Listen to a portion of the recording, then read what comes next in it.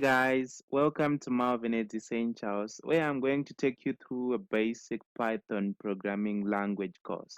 So, programming is an extension of the word program. I would like to define what programming is, right?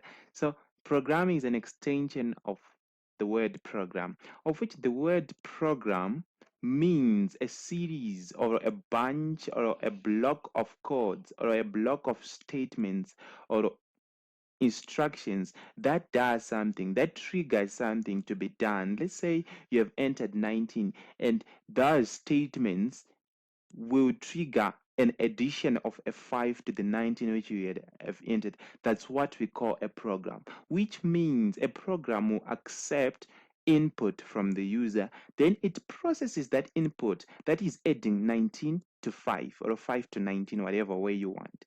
Then it will print the 24, which is the output of the addition of 19 and 5. So all those will be statements or instructions which will be commanding Python to do, because Python, it knows that if 19 separated by a plus 19 and 5 separated by plus, it means I'm supposed to add these numbers. Then it will return 24 to us. So let's implement what I was trying to explain. So if we want to output something in Python, we use the word print. So if we type print, sorry, if we type print here, then after the print, we put parentheses, these brackets. Then between the parentheses, that's where whatever we want output is going to be put. In this case, we want to output 19 plus 5. So let's just write 19 plus 5,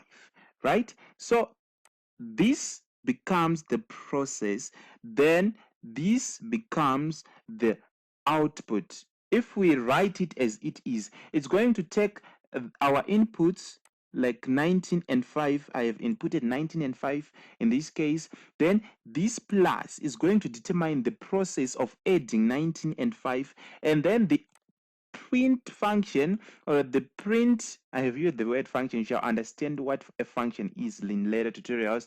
Then if I put the print, it's going to add this first, then output the answer to us. So let's run this and see what it does. So you see here, it's 24.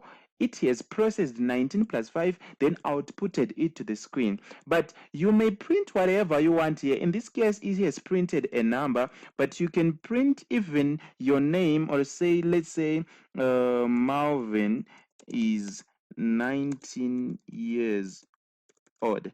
You can print this, but do you realize something? I have used these codes, sorry. I have used these codes because it's no longer a number. It's now a text, right? This whole Marvin is 19 years, blah, blah, blah. It's a text. So I got to embed it or surround it with quotes, right? So that Python will realize that this is a text. So I'm supposed to print whatever is in that what? Between the quotes. So let's run this. Marvin is what? What happens when we remove these quotes, we get it's a what? It's a string or a text file. It will return an error. You see, invalid syntax. It's an error. Python will see, oh, this is not a number. This is not a boolean. So what is it? It doesn't know that. So it got to bring out an error because it doesn't know what kind of data you would have entered. Okay, another example, I'll come back to this. Another example is, let's say I want to print a boolean true, right? If we run this, it will return, of course, true. But what if we put this same true within the quotes? You see, let's run this. It will also print the same true, which they are not different. They are the same, but they are different. So join me in the next tutorial as I explain the difference between this first true without quotes and the second true with quotes.